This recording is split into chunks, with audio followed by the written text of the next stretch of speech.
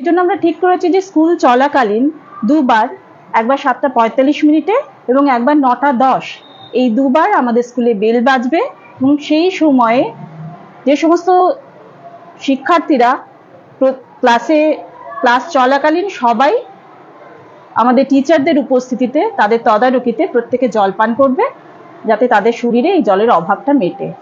তীব্র তাপপ্রবাহের আবহে water bell পদ্ধতি চালু করলেন বাঁকুড়া গার্লস প্রাইমারি স্কুল কর্তৃপক্ষ।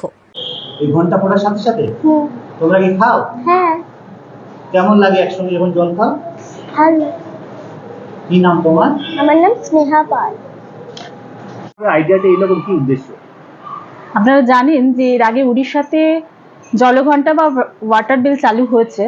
আমাদের পশ্চিমবঙ্গেও একই সমস্যা, ক্রমবর্ধমান তাপমাত্রা, এবং আমাদের বাঁকুড়াতে তাপমাত্রা প্রায় 42 ডিগ্রির ওপরে উঠে গেছে। ছোট শিশুদের মধ্যে অসুস্থতার হার অনেক বেশি দেখা যাচ্ছে। শরীরে জলের অভাব এর প্রধান কারণ। সেই জন্য আমরা ঠিক করেছি যে স্কুল চলাকালীন দুবার, একবার 7:45 এবং একবার 9:10, এই দুবার আমাদের স্কুলে বেল বাজবে এবং সেই সময়ে যে সমস্ত শিক্ষার্থীরা ক্লাস চলাকালীন সবাই আমাদের টিচারদের উপস্থিতিতে, তাদের তদারকিতে প্রত্যেকে জল পান করবে, যাতে তাদের শরীরে এই জলের অভাবটা মেটে। মাঝখানে আমাদের টিফিন আওয়ার আছে 8:30, সেই সময় তো বাচ্চারা জলপান করছেই, তাই এই শারীরিক সমস্যা থেকে আমরা কিছুটা হলেও তাদের দূরে রাখতে পারবো আশা করছি।